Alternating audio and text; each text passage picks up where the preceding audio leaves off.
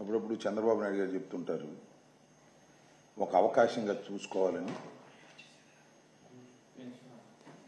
చంద్రబాబు నాయుడు గారు చెప్తున్నట్టుగానే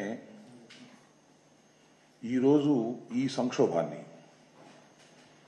ఏదైతే బుడమేరు వరదలు, అదేవిధంగా కృష్ణానది వరదలు, ఇలాంటి పెద్ద సంక్షోభాన్ని కూడా ఆయన వైఎస్ఆర్ కాంగ్రెస్ పార్టీ నాయకుల మీద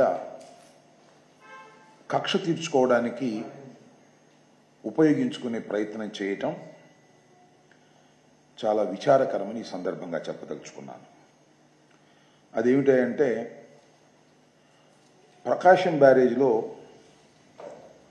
1వ తారీఖున వచ్చినటువంటి వరదలు 3 పడవలు ప్రకాశం బ్యారేజ్ దగ్గరికి వచ్చాయని, ఆ 3 ప్రకాశం బ్యారేజ్ని పలుమార్లు గుద్దుకున్నాయని, ఆ గుద్దుకోవటం వలన ప్రకాశం బ్యారేజ్ దెబ్బతినదని, దెబ్బతినటమే కాదు ప్రకాశం బ్యారేజ్ కొట్టుకుపోయే పరిస్థితి వచ్చేటటువంటి అవకాశం ఉందని, దీనంతటికీ కారణం వైఎస్ఆర్ కాంగ్రెస్ పార్టీ కారణమని, అంతకు మించి ఇది ఒక కుట్రని, ఏదో ఒక విధంగా ప్రకాశం బ్యారేజీకి నష్టం చేసి ఆ వచ్చినటువంటి నష్టం తెలుగుదేశం పార్టీ వల్లే వచ్చింది అని ఒక అపవాదును క్రియేట్ చేయాలనేటువంటి ఉద్దేశంతో వైఎస్ఆర్ కాంగ్రెస్ పార్టీ నాయకులు ఈ కుట్ర పన్నారనేటువంటి మాట చంద్రబాబు నాయుడు గారు చెప్తున్నారు, ఇరిగేషన్ మంత్రి గారు చెప్తున్నారు, హోంమంత్రి గారు చెప్తున్నారు. వారికి ఉన్నటువంటి మొత్తం పత్రికా రంగంలో వారికి ఉన్నటువంటి బలం అంతా కూడా పత్రికలు రాస్తున్నాయి, టీవీ ఛానల్ చెప్తున్నాయి. దీనన్నిటికీ కారణం వైఎస్ఆర్ కాంగ్రెస్ పార్టీ కుట్ర. ఈ పెద్ద ప్రమాదం సంక్షోభం నుంచి కూడా వైఎస్ఆర్ కాంగ్రెస్ పార్టీ మీద కేసులు పెట్టాలి, కేసులు పెట్టి వారిని హింసించాలి అనేటువంటి దృక్పథంతో ఇవాళ చంద్రబాబు నాయుడు గారు పనిచేయటం చాలా దురదృష్టకరమని ఈ సందర్భంగా నేను చెప్పదలుచుకున్నాను. అసలు ఇదేం నాకు అర్థం కాల. 3 పడవలు గుద్దుకున్నాయంట. 3 పడవలు కాదు, చాలా పడవలు గుద్దుకున్నాయి. నేను మనవి చేస్తున్నా, మొన్న జరిగినటువంటి ఈ పెద్ద వరద వల్ల సుమారుగా 10,42,000 క్యూసిక్లు అనుకుంటాను, లేదా 11 లక్షల పైచు, 11,43,000 క్యూసిక్ల వాటర్ ఎగువ నుంచి వచ్చింది. చాలా పెద్ద ప్రవాహం, అది చిన్న ప్రవాహం కాదు. బహుశా ఈ మధ్యకాలంలో ఎప్పుడూ రానంత ప్రవాహం 11,43,000 క్యూసిక్లు వస్తే ఎగువన ఉన్నటువంటి బోట్లు తెగిపోయి కొట్టుకొచ్చేసాయి. 1 కాదు, 2 కాదు, ఈ 3 కాదు, టూరిజం బోట్ కూడా కొట్టుకొచ్చేసింది. సుమారుగా number of boats partially damaged 202 according to the government report, నాది కాదు, ఇవాళ ఇచ్చినటువంటి report. Number of fully damaged boats 432, మొత్తం నాశనం అయిపోయినాయి 432. నేను ఒక విషయాన్ని కూడా ఇక్కడ చెప్తా, ఈ 3 బోట్లు టూరిజం బోటే కాదు, చిన్న చిన్న బోట్లు వచ్చాయి. అవి ఏంటంటే ఈ ప్రకాశం బ్యారేజ్కి సంబంధించినటువంటి గేట్లలో పట్టేటటువంటి బోట్లు. అలాంటి కొన్ని వందలు కొట్టుకుపోయాయి కింద ప్రవాహానికి కొట్టుకుపోయినటువంటి సందర్భం.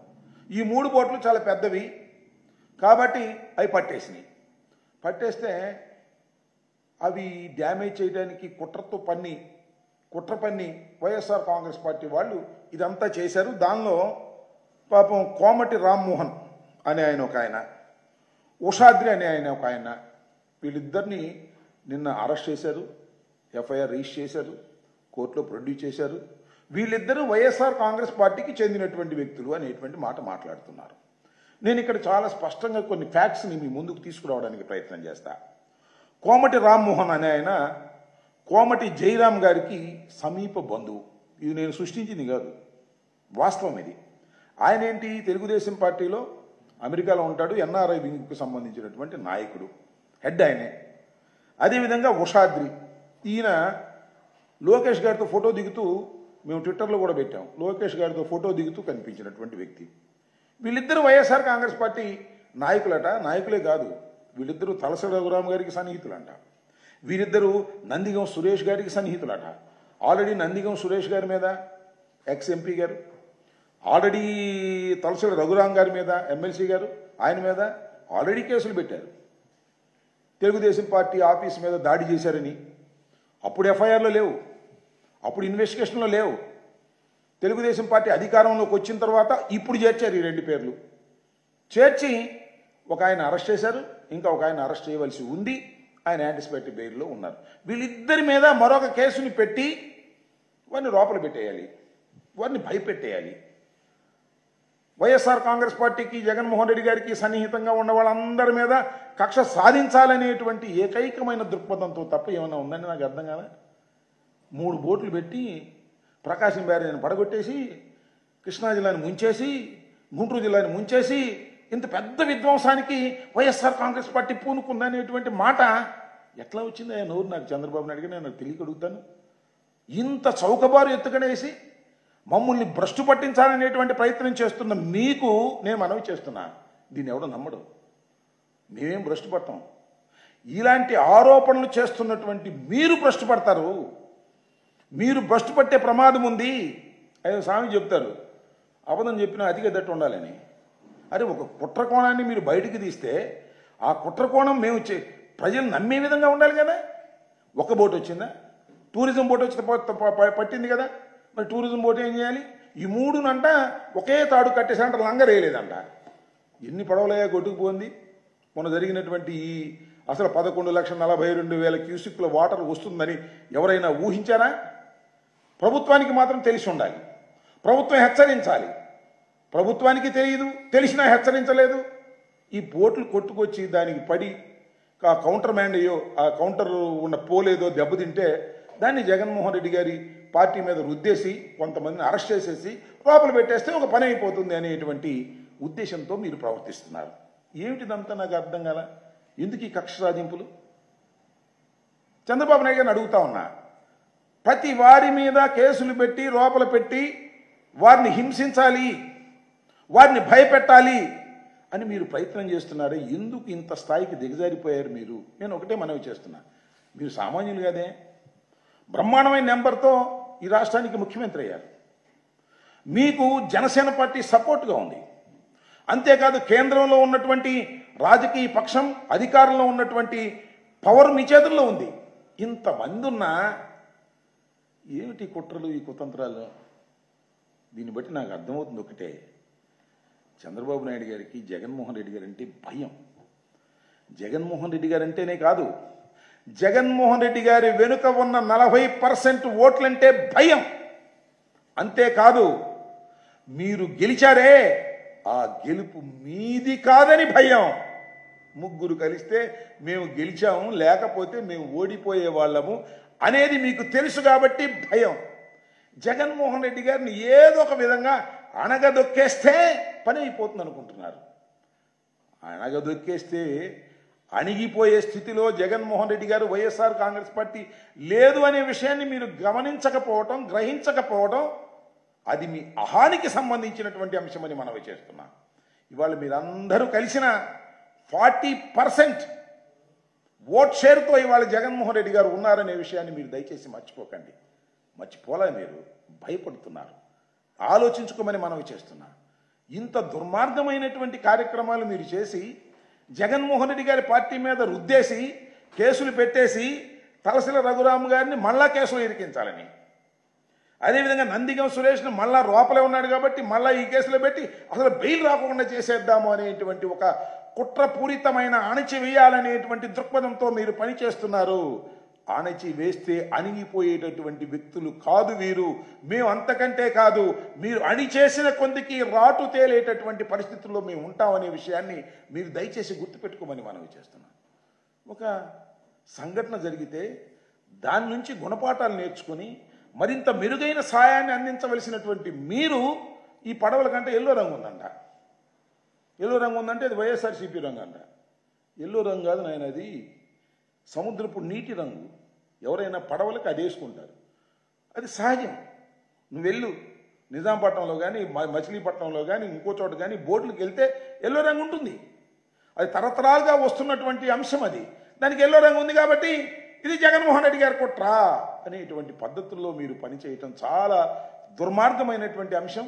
చాలా దిగజారిపోయి రాజకీయాలు చేస్తున్నటువంటి చంద్రబాబు నాయుడు గారు ఈ విషయాలను కొద్దిగా గమనించవలసినటువంటి అవసరం ఉంది అని ఈ సందర్భంగా నేను చెప్పదలుచుకున్నాను. అంతేకాదు, ఇవాళ చూడండి, 1వ తారీఖు వరద వచ్చింది అంటే శనివారం రాత్రి మన బుడమేరు దగ్గర నీరు వదిలితే వచ్చింది, మునిగిపోయింది.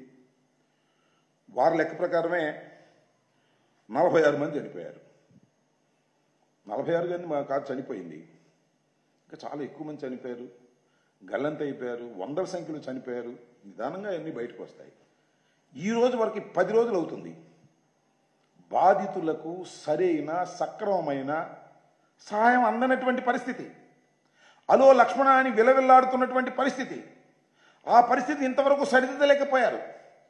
దుర్మార్గం అంటున్నా. ఇంత భయంకరమైనటువంటి పరిస్థితులు రాష్ట్రంలో ఎప్పుడు లేవు. అనేక ప్రమాదాలు జరిగాయి, అనేకమైన వరదలు వచ్చాయి, కానీ ప్రభుత్వ అడ్మినిస్ట్రేషన్ కంప్లీట్ ఫెయిల్ అయిపోయింది. చంద్రబాబు నాయుడు గారు చెప్తున్నారు ఆయన పెద్ద విజనరీ అట, అడ్మినిస్ట్రేటర్ అట. నేను మనవి చేస్తున్నా, చంద్రబాబు నాయుడు గారు అసలు విజనరీయే కాదు, అడ్మినిస్ట్రేటర్ అంతకంటే కాదు. కానీ ఆయన పేరు వచ్చింది. ఎందుకు పేరు వచ్చిందంటే ఆయనకున్న మంది మార్బలం, పత్రికా రంగం, మీడియా. చంద్రబాబు నాయుడు గారు విజనరీ, చంద్రబాబు నాయుడు గారు అడ్మినిస్ట్రేటర్. ఏం అడ్మినిస్ట్రేషన్ చెప్పండి, నాకు అర్థం కాల. ఏం విజనరీ నాకు చెప్పండి, అర్థం కాల. ఏమండి, నేను తెలియగలుగుతాను. చంద్రబాబు నాయుడు గారు ఒకటి గుర్తుపెట్టుకోండి, వెలగనేరు లాకుల దగ్గర అది రెగ్యులేటర్, మరి లాకులు అంటే ఆయన కోపం వస్తుంది. రెగ్యులేటర్ దగ్గరికి శనివారం అంటే 31వ తారీఖు మధ్యాహ్నానికి నీళ్లు వస్తే అదే రోజు రాత్రి మీరు విడుదల చేయాలని అనుకుంటే ఎందుకు మీరు ఇన్ఫామ్ చేయలేదు? విజయవాడ ఏ ప్రాంతం అయితే ప్రవాహ ప్రాంతం ఉంటుందో ఆ ప్రాంతంలో ఉన్నటువంటి ఇళ్లకు కానీ పేటలకు కానీ ఎందుకు మీరు ఇన్ఫామ్ చేయలేకపోయారు? ఇన్ఫామ్ చేసి ఉంటే మీరు చెప్పినట్టు ఈ 46 మంది, ప్రజలు అనుకున్నట్టు 100 మంది చనిపోయి ఉండేవారా? చనిపోయి ఉండేవారు కాదే. మీరు ఇన్ఫామ్ చేయటంలో పూర్తిగా ఫెయిల్ అయిపోయారు. ఆయన సిసోడియా గారు మొన్న ఎక్కడో చూసే వీడియో, మాకు తెలుసండి ముందే, మేము చెప్పినా కూడా ఎవరు ఖాళీ చేస్తారు, అందుకని మేము చెప్పలేదు అంటున్నాడు. ఎంత సింపుల్గా తీసారండి సార్, నాకు అర్థం కాలేదు. పెద్ద అడ్మినిస్ట్రేటర్గా ఉన్నటువంటి ప్రభుత్వంలో సిసోడియా గారు ఇంత మాట అనేసరే, ఇన్ఫామ్ చేయటం అనేది మీ ధర్మం. నేను ఒక మాట చెప్తాను ఇక్కడ, నా ఫ్లైట్లో వెళ్ళే వాళ్ళకి అర్థమైంది. ఇప్పుడు నా ఫ్లైట్ ఎక్కినా సరే మీరు ఎమర్జెన్సీ డోర్ పక్కన ఉంటే ఎయిర్ హోస్టెస్ చెప్పింది, అయ్యా ప్రమాదం జరిగినప్పుడు ఎవాక్యువేషన్ జరిగేటప్పుడు ఈ విధంగా ఆపరేట్ చేయాలని చెప్తారు. నిజంగా ప్రమాదం జరిగిద్దా? జరగకపోయినా చెప్పడం వారి డ్యూటీ. ఎయిర్ హోస్టెస్ ఆ విధంగా చెప్పి ఎడ్యుకేట్ చేయడానికి ప్రయత్నం చేస్తాం. మనం ఒకసారి వింటాం, ఒకసారి వినం. జరిగిందంటే ప్రమాదం అని అనుకుంటాం మనం. అయినా చెప్పడం మానేస్తారా? మానేరుగా. అలాగే వెలగలేరు దగ్గర నీళ్లు మీరు రిలీజ్ చేసే ముందు ఎందుకు అలర్ట్ చేయలేదు, ఎందుకు ఎవాక్యువేషన్ చేయలేదు, ఎందుకు వాళ్ళందరినీ కూడా పునరావాసానికి తీసుకువెళ్ళకోకుండా మీరు నీళ్లు వదిలేసి ఇంతమందిని చంపేసి? చంద్రబాబు నాయుడు గారు విజనరీ, ఆయన మంచి అడ్మినిస్ట్రేటర్ అంటే ఎలా? నాకు అర్థం కాల. అది ఇంకో పారు చెప్తాను మీకు. చంద్రబాబు నాయుడు గారు జగన్మోహన్ రెడ్డి గారు బుడమేరుని ఏరు అన్నా అంట, నది అన్నా అంట. దానికి పెద్ద కామెడీ చేశాడు. సాక్షాత్తు విజనరీ గారే. నేను తర్వాత నాకు తెలియదు, అఫ్కోర్స్ నేను ఇరిగేషన్ మంత్రిగా చేసినా కొన్ని వాస్తవాలు ఒప్పుకోవాలి. అది ఏరా నదా ఏంటి అని నేను మొత్తం వెరిఫై చేశా, చాలామందిని అడిగా. అది ఒక చిన్న నది, బేబే రివర్ అంటారంట. దాన్ని ఏదో ఇంగ్లీష్లో కూడా ఒక మాట చెప్పారు, రివలెంట్ అంటే ఒక బేబీ నది. 160 కిలోమీటర్లు ప్రవహించేటటువంటి ఒక బేబీ, ఒక నది, చిన్న నది. దాని నది అన్నందుకు చంద్రబాబు నాయుడు గారు ఒక విషపనం నవ్వి జగన్మోహన్ రెడ్డికి ఏం తెలియదండి అని దాన్ని నది అంటున్నాడు అని కామెడీ చేసే ప్రయత్నించాడు. నీకు తెలియదు అది చిన్న నది అనే విషయం, రివలెంట్ అనే విషయం నీకు తెలియదు. విజనరీగా ఉన్నటువంటి చంద్రబాబు నాయుడు గారు తెలియదు. బుడమేరు గేట్లు ఎత్తారు అంటే బుడమేరు గేట్లా? బుడమేరు అసలు గేట్లు ఉన్నాయా అన్నాడు. వెలగలేరు బుడమేరు మీద ఉందనే సంగతి కూడా చంద్రబాబు నాయుడు గారు తెలియదు కావాలి. మరి మనం ఏం చేస్తాం? దాన్ని వెలగనేరు అనేది బుడమేరు నది మీద ఉన్నటువంటి ఒక రెగ్యులేటర్. దాన్ని 1960లోనే ఎప్పుడో కట్టారు. ఆ రెగ్యులేటర్ రెగ్యులేట్ చేస్తే ఈ నదిలోంచి నీళ్లు విజయవాడ మీదకి వస్తాయి. దీన్ని కూడా మర్చిపోయి కామెడీ చేసి జగన్మోహన్ రెడ్డి గారికి ఏమీ తెలియదు అనేటువంటి ప్రయత్నం చేసి మీకేమీ తెలియదు అనేటువంటి పరిస్థితుల్లోకి మీరు దిగజారిపోయారు. ప్రజలకు అర్థమైపోయిందనే విషయాన్ని కూడా ఈ సందర్భంగా నేను చెప్పదలుచుకున్నాను. అంతేకాదు, చంద్రబాబు నాయుడు గారు 10 రోజుల నుంచి ఎక్కడున్నాడు? విజయవాడలోనే ఉన్నాడు. ఏమన్నా నాకు తెలియగలుగుతానండి. ఒక విజయవాడలోనేమో వరద వచ్చింది, బుడమేరు పొంగింది, మనుషులు చనిపోయారు, ఇళ్ళలోకి మట్టి వచ్చేసింది, అన్నీ కడుగుతున్నారు. నాకు తెలియగలుగుతానండి. అటు ఉత్తరాంధ్రలో కూడా పెద్ద ప్రమాదం జరిగింది కదా, చాలా వరదలు వచ్చాయి కదా, మరి మీరు అక్కడ లేరే? అక్కడ కూడా వెళ్ళాలా మీరు? అక్కడికి వెళ్ళి మీరే చేయాలా? ఏమి నాకు అర్థం కాదా. What is this administration? Pawan Kalyan garu చెప్పాడు, నేను కూడా మనం చెప్పా. పవన్ కళ్యాణ్ గారు ఏమన్నారు? మనం అంతా వెళ్తే అక్కడ అడ్మినిస్ట్రేషన్ అంతా కొలాప్స్ అయిపోతే అందరూ నా చుట్టూ తిరుగుతారు, కాబట్టి వెళ్ళకుండా ఇక్కడి నుంచి పని చేయాలి అని చెప్పిన మాట వాస్తవం. జగన్మోహన్ రెడ్డి గారు అదే చెప్పారు. కానీ ఏమిటి అడుగుతున్నా, ఇవాళ ఇక్కడే ఉంటారు విజయవాడలో.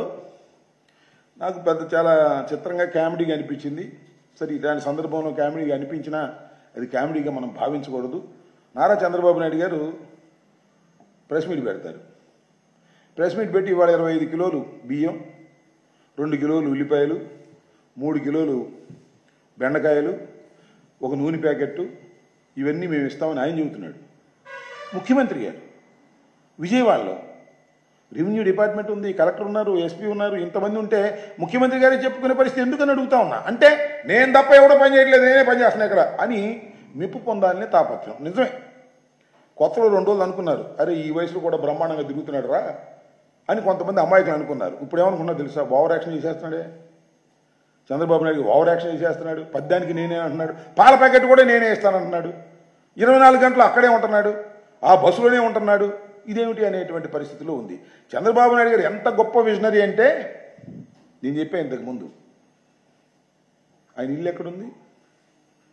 నదీ గర్భంలో ఉంది.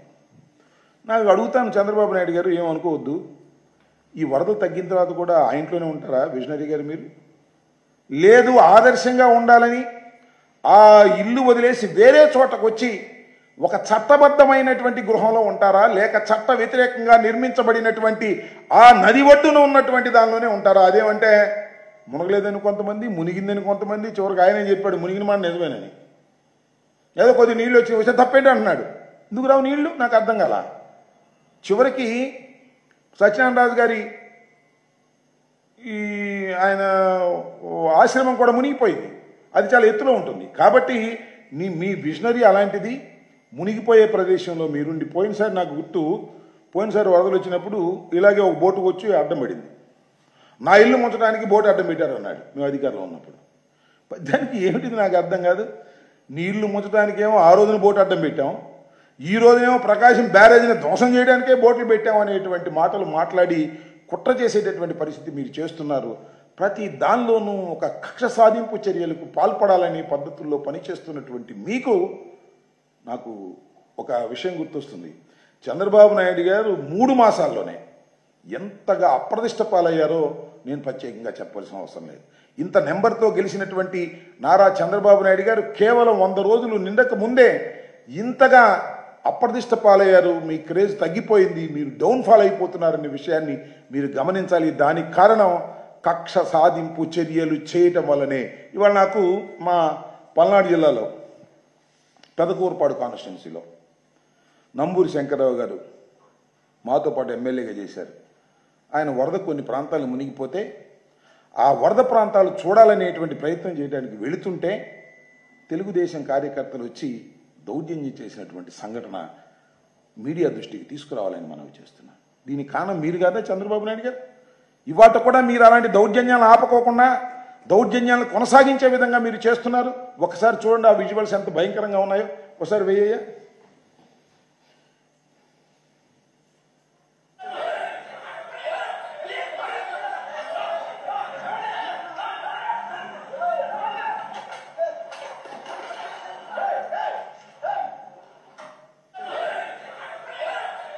నెక్స్ట్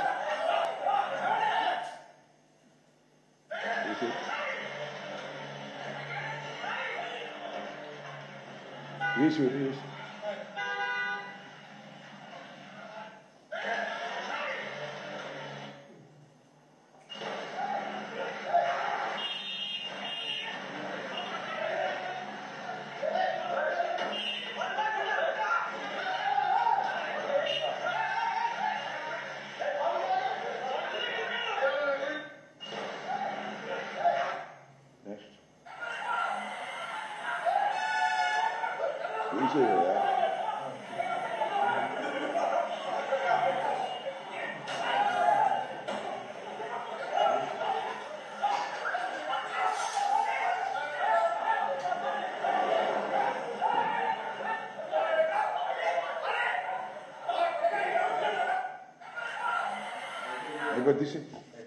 ఇది పెదకూరపాడు నియోజకవర్గంలో నంబూరి శంకర్రావు గారు వరద పీడిత ప్రాంతాలు ఎక్కడైతే లోతట్టు ప్రాంతాలు మునిగిపోయాయో ఆ పంటలు చూడటం కోసం వెళ్ళాలని నిర్ణయించుకొని బయలుదేరితే చూడండి, తెలుగుదేశం పార్టీకి సంబంధించినటువంటి నాయకులు కార్యకర్తలు కార్లు బయలుగొట్టారు. ఏమిటి దారుణం అని అడుగుతా ఉన్నా. ఇది ప్రజాస్వామ్యమేనా? అసలు లా అండ్ ఆర్డర్ ఉందా? రెడ్ బుక్ పరిపాలన అంటే ఇది కాదా? ఈ విధంగా రెడ్ బుక్ పరిపాలన చేస్తూ మీరేదో గొప్పగా పరిపాలన చేస్తున్నామని చెప్తే ఏం లాభం అంటున్నా. ఇలాంటి వాటిని నివారించలేనటువంటి దశలో ఇవాళ మీరున్నారు. ఈ ప్రభుత్వం ఉంది, మీ హోమ్ డిపార్ట్మెంట్ ఉంది, పోలీసుల సమక్షంలోనే. పోలీసులు లేకపోతే అది వేరే విషయం. సాక్షాత్ పోలీసులు అక్కడే ఉన్నా కూడా వారిని పట్టుకుని ఆపేటటువంటి ప్రయత్నం చేస్తున్నారు తప్ప పోలీసులు వారి మీద యాక్షన్కి వెళ్ళాల. యాక్షన్కి వెళ్తే మళ్ళీ ట్రాన్స్ఫర్ అయిపోతే గందరగోళం అయిపోతే ముఖ్యమంత్రి గారు ఊరుకోరు, హోంమంత్రి గారు ఊరుకోరు అనేటువంటి పద్ధతుల్లో వ్యవహరిస్తున్నారు. పోలీసులకు ఫ్రీ హ్యాండే లేదు. పోలీసులు వైఎస్ఆర్ కాంగ్రెస్ పార్టీ కార్యకర్తలను కొడుతుంటే చూస్తూ ఊరుకునేటటువంటి పరిస్థితికి వాళ్ళ లా అండ్ ఆర్డర్ రాష్ట్రంలో వచ్చింది అంటే మనం ఎక్కడ ఉన్నామని అడుగుతా ఉన్నా. ఇన్ని దౌర్జన్యాలకు పాల్పడుతున్నారే మీరు, ఇది ధర్మమేనా అని అడుగుతా ఉన్నా. నారా చంద్రబాబు నాయుడు గారు గుర్తుపెట్టుకోవాలి, అధికారం శాశ్వతం కాదని మనవి చేస్తున్నా. అధికారం మాకు ఉంది, ఇవాళ మీకు వచ్చింది. శాశ్వతంగా మిమ్మల్ని అంటిపెట్టుకునే అధికారం ఉంటుందని అనుకోవడం చాలా పొరపాటు. గుర్తుపెట్టుకోమని మనవి చేస్తున్నా. రోజులు గిర్రును తిరిగి వస్తాయి. ఇలాంటి దౌర్జన్యకాండకు మీరు పాల్పడుతున్నారు, ఈ దౌర్జన్యకాండను ప్రోత్సహిస్తున్నారు. ఐఎమ్ డిమాండింగ్ హోమ్ డిపార్ట్మెంట్ ఇమీడియట్గా వారి మీద యాక్షన్ తీసుకోండి, వారి మీద కేసులు రిజిస్టర్ చేయండి. కేసు రిజిస్టర్ చేసి వారి మీద యాక్షన్ తీసుకోకపోయినట్లయితే మీరు భస్మాసుర హస్తంలాగా మీ హస్తాన్ని మీరే నెత్తిన పెట్టుకునేటువంటి పరిస్థితి వస్తుంది. ఇది సరైనటువంటి విధానం కాదనే విషయాన్ని దయచేసి గుర్తుపెట్టుకోవాలని ఈ సందర్భంగా నేను మనవి చేస్తున్నా. ఇప్పటికైనా పరిస్థితిని గమనించి చంద్రబాబు నాయుడు గారు వీళ్ళందరూ కూడా సరైన పద్ధతుల్లో వ్యవహరించాలని కూడా ఈ సందర్భంగా నేను కోరుతున్నాను. ఓకే,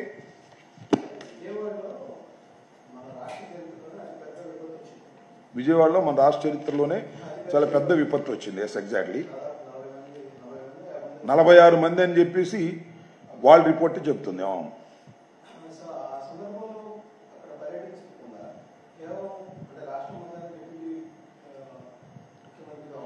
డిప్యూటీ సీఎం గారా?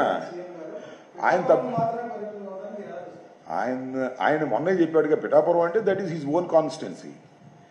సో డిప్యూటీ సీఎం అసలు ముఖ్యమంత్రి గారే ఇక్కడుండి పర్యవేక్షించటమే కరెక్ట్ కాదు అని ఇండైరెక్ట్గా మన డిప్యూటీ సీఎం గారు చెప్పారు. ఎందుకంటే నేను వెళితేనే, అంటే డిప్యూటీ సీఎం గారు వెళితేనే అడ్మినిస్ట్రేషన్ అంతా తన చుట్టూ ఉంటుందని, రిలీఫ్ యాక్టివిటీస్ జరగవని తెలిసి నేను వెళ్ళలేదని చాలా స్పష్టంగా చెప్పాడు.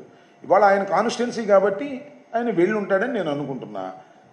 మన రామానాయుడు గారి లాగా ఓవర్ యాక్షన్ చేయదలుచుకుంటే మన డిప్యూటీ సీఎం గారు కూడా వచ్చి ఒక చిన్న చీపరు పట్టుకుని ఇట్ట ఓటం మొదలెట్టానుకో, ఇక చూసుకో అన్ని పేపర్లు ఫ్రంట్ పేజీలు వస్తుంది, అన్ని టీవీల్లోనూ మోగిపోద్ది.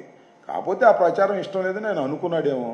కాకపోతే నాకు ఇప్పుడు మీరు చెప్పే కాబట్టి గుర్తొస్తుంది, మా రామానాయుడు గారు అంటే మన ఇరిగేషన్ మంత్రి గారు, ఆయన చాలా కష్టపడిపోయాడంట. మీరు చూసారా? బుడమేరు. నాకు తెలియక అడుగుతానండి, ఇరిగేషన్ మినిస్టర్ అంటే గండు పొచ్చడానికా? ఆ గండు పొచ్చడం కూడా మామూలుగా పొచ్చలేదంట. ఒక గొడుగు వేసుకున్నాడు, పచ్చ చొక్కా వేసుకున్నాడు. పాప మంచోడు, ఏ మాటకి ఆ మాట. నేను ఎట్లయితే ఇలా ముద్ర వేసుకుంటానో ఆయన కూడా పచ్చ చొక్కా వేసుకొని పార్టీ కమిట్మెంట్గా ఉంటాడు. దాని వరకు శభాష్. కానీ చంద్రబాబు నాయుడు గారు ఇరిగేషన్ మంత్రి గారిని ఎక్కడ పెట్టాడంటే, ఇంతవరకు ఇరిగేషన్ మంత్రి గారు పోలవరం గురించి మాట్లాడా? చంద్రబాబు నాయుడు గారే మాట్లాడతాడు. ఏ ప్రాజెక్టు గురించి అయినా మాట్లాడా? చంద్రబాబు నాయుడు గారే మాట్లాడతాడు. కానీ బుడమేరు గట్టు తెగిపోయింది కాబట్టి ఆ గట్టు దగ్గరే ఉండి అది పూడ్చేంతవరకు బయట రమ్మన్నాడు. అక్కడే కూర్చున్నాడు, గొడుగేసుకున్నాడు, గాలి వచ్చినా గొడుగేసుకున్నాడు, ఏమంటే కెమెరాలో తీస్తున్నారు, అక్కడే భోంచేస్తున్నాడు, కెమెరాలో తీస్తున్నారు. బుడమేరు గండి పూడిన తర్వాతే ఇంటికి వస్తా అన్నమాట. ఏందే నాకు అర్థం కాదు. బుడమేరు గండి పూడ్చడానికి ఎంత గొప్ప ఇరిగేషన్ మంత్రిగా పనిచేయటం నాకేం అర్థం కాల.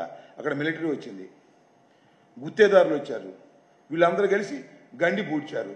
అదేదో పెద్ద విపత్తులాగా, పెద్ద విపత్తు ఏమో చాలా పెద్దది, దానిలో గండి దిగటం అనేది ఒక చిన్న అంశం. ఆ గండిని పూడ్చేంత వరకు కూడా విశ్రమించని రామానాయుడు అని రీల్స్ మీద రీల్స్ వచ్చేస్తున్నాయి. మేమేమో డ్యాన్సులు వేసామంటే ఇంతకుముందు, వీళ్ళేమో గండ్లు పూడ్చారంటే ఈ రెండు కంపేరింగ్ చేసి ఒక దంపుడు కొడుతున్నారు. ప్రచార ఆర్భాటాలు పెచ్చు, అసలు పని సున్నా. నాకు తెలియగలుగుతానండి, అసలు మీరు ఎన్ని రీల్స్ పెట్టుకునే బదులు ఆ 1వ తారీఖు, అదే 31వ తారీఖు రాత్రి 3 గంటలు మీరు ఎవాక్యుయేషన్ చేస్తే చచ్చిపోయేవాళ్ళు కాదు కదా ఇంతమంది. పొలాల నష్టం జరిగితే జరగవచ్చు, అది వేరే విషయం. అంత దుర్మార్గమైన పని చేసి ఇవాళ గట్లు పూడ్చేటటువంటి కార్యక్రమానికి ఇరిగేషన్ మంత్రి గారు అద్భుతంగా చేశాడు, అమోఘంగా చేశాడు. శభాష్ ఇరిగేషన్ మంత్రి. అది ఒకసారి యూట్యూబ్లో కొట్టండి, ఇరిగేషన్ నిమ్మల రామానాయుడు అన్నీ శభాష్ రామానాయుడు అని ఎవరు చెప్తారు? వాళ్ళ పార్టీ వాళ్ళు చెప్తారు. అద్భుతం రామానాయుడు ఎవరు చెప్తారు? ఏబిఎన్ వాళ్ళు చెప్తారు. రామానాయుడిని మీ భలే భలా రామానాయుడు ఎవరు చెప్తారు? TV5 వాళ్ళు చెప్తారు. వీళ్ళు డబ్బాలు కొట్టుకుంటున్నారు. నాకు తెలియగలుగుతా ఏమిటిదంతా అంటున్నా. Administration is not like that. Administrator అంటే శాసనాలు చేసేవాళ్ళం మేము. అవసరమైతే విజిట్ చేయొచ్చు, తప్పలేదు. విజిట్ చేయాలి, విజిట్ని పరిశీలించాలి, అక్కడ ఉన్నటువంటి ఉద్యోగులకు పురమాయించాలి. మళ్ళీ అవసరమైతే 1-2 సార్లు విజిట్ చేయి. సోమవారం పోలవరం లాగా వెళ్ళు, కానీ పోలవరంలో నేను ఉంటా, పోలవరంలో నేను భోంచేస్తా, పోలవరంలో నేను స్నానం చేస్తా అంటే ఏంటది? Is it administration?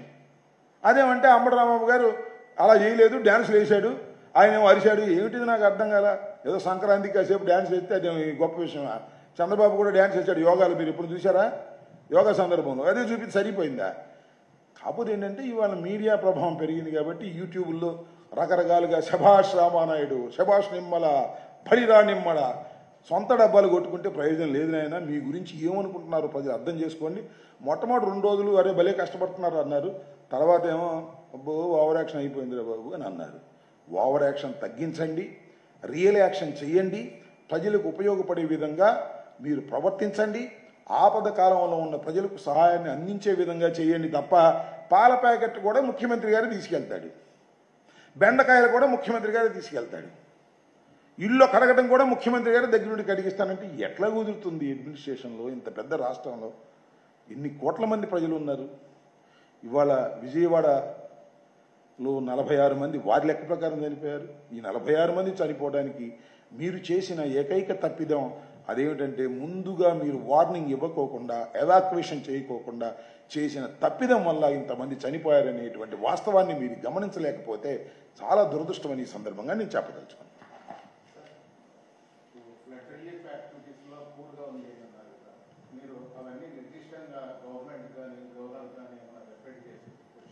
చూద్దాం సార్, తప్పనిసరిగా చేద్దాం. ఇప్పుడు దీన్ని రాజకీయం చేస్తున్నామని చంద్రబాబు నాయుడు గారు అంటున్నారు. ఎవరు రాజకీయం చేస్తున్నారో అర్థమవుతుంది. 3 పడవలు వెళ్ళి 5 పడవలు వెళ్ళి గుద్దుకుంటే దాన్ని రాజకీయం చేసి మా ఎక్స్ఎంపీలని ప్రజెంట్ ఎమ్మెల్సీని ఇరికించాలని రాజకీయ కక్ష ఆయన వ్యవహరిస్తున్నాడు. ఎస్, ఈ రిలీఫ్ మీద ఏదైతే ఫెయిల్యూర్ అట్టర్ ఫ్లాప్ అయిందో దాన్ని మేము పత్రికాముఖంగా ప్రజలకు చేరవేస్తున్నాం. అవసరమైతే దాని మీద సమగ్రంగా రిపోర్ట్ కూడా చేస్తాం. తప్పనిసరిగా గవర్నర్ కావాల్సి వస్తే కలుస్తాం, ఆయనకి పంపాల్సి వస్తే పంపుతాం. టోటల్గా నేను మనవి చేస్తున్నా, ఈ బుడమేరు వరద, కృష్ణానదికి వచ్చిన వరదలో మానవ తప్పిదం, వారి ఫెయిల్యూర్సు చాలా క్లియర్గా కనిపిస్తున్నాయి. మేము క్లియర్గా కూడా చెప్తున్నాం. నేను మీకు చెప్పాను లాస్ట్ టైం ప్రెస్ మీట్లో కూడా, అసలు వరద వస్తుంది కృష్ణానదికి అంటే నువ్వేం చేయాలి? పులిచింతలు కొంత ఖాళీ చేయాలి, అదేవిధంగా నాగార్జున సాగర్ కొంత ఖాళీ చేయాలి, శ్రీశైలం కొంత ఖాళీ చేయాలి, కుషన్ పెట్టుకోవాలి. అక్కడికి వచ్చిన శ్రీశైలంలోకి వచ్చిన వాటర్ని అక్కడే ఉంచాలి, కిందకు వదలకూడదు. వదలకూడదంటే అక్కడ కొద్దిగా కుషన్ ఉండాలి. అలాగే నాగార్జున సాగర్లో నీరు వదలకూడదు, కుషన్ పెట్టుకోవాలి. పులిచింతల్లో కుషన్ పెట్టుకోవాలి. నేను ఒకటే మనవి చేస్తున్నా, మీరు ఒకసారి ఆలోచించండి. పులిచింతల నుంచి 1వ తారీఖున ఒక్క బొట్టు కూడా రాకోకుండా కుషన్ పెట్టుకున్నట్టయితే మొత్తం వచ్చేది మున్నేరు ప్లస్ ఈ కృష్ణా పరివాహక ప్రాంతంలో వచ్చేటటువంటి నీరు లేదు బుడమేరు నుంచి డైవర్షన్ కెనాల్ వచ్చే నీరు ఈ నీరేగా ఉండేది. అప్పుడు 11,42,000 క్యూసిక్లు ఎందుకు అవుతుంది? 6 లక్షల క్యూసిక్లు 7 లక్షల క్యూసిక్లు అయిపోయి ఉంటుంది. ఆ క్వశ్చన్ పెట్టుకోలేకపోయారే. ఇది ఎస్టాబ్లిష్డ్ నామ్. ఇది ఎప్పుడైతే మీకు ప్రమాదం వస్తుందో అప్పుడు చేయాల్సినటువంటి పని అది. ఆ ప్రమాదాన్ని చేయకోకుండా అవి ఆచరించుకోకుండా ఏదేదో ఇవాళ నేను కూరగాయలు ఇస్తాను, నేను వాళ్ళ ఇల్లు అడుగుతాను, నేను 24 గంటలు అక్కడే ఉంటాను. అక్కడే ఉంటారు మీరు. మీ ఇల్లు ఫస్ట్ ఫ్లోర్ బాగుపడేంత వరకు మీరు అక్కడే ఉంటారు. మాకు తెలుసు. ఫస్ట్ ఫ్లోర్ మునిగిపోయింది, బురద అయిపోయింది, ముందు అది కడుక్కుంటున్నారు. నేను తెలుగు అడుగుతా, మీ ఇంటి ఫోటోలు రిలీజ్ చేయండి దమ్ముంటే. ఆ ఫోటోలు రిలీజ్ చేయరు. దేశంలో అన్నీ కావాలి. మీరుండ ఇల్లు ఫస్ట్ ఫ్లోర్ మునిగిపోయి బురదేసిపోయి భయంకరంగా తయారైంది. అక్కడికి వెళ్ళలేరు మీరు, ఇంకో చోట ఉండలేరు. సహాయ కార్యక్రమాలు బస్సులోనే ఉంటాను, కలెక్టరేట్లోనే ఉంటాను. ప్రతి సంక్షోభాన్ని తాను అవకాశంగా ఉపయోగించుకుని ప్రచారం చేసుకునే కార్యక్రమంలో నిమగ్నపోయి ఉన్నాడు నారా చంద్రబాబు నాయుడు. ఇది వాస్తవం.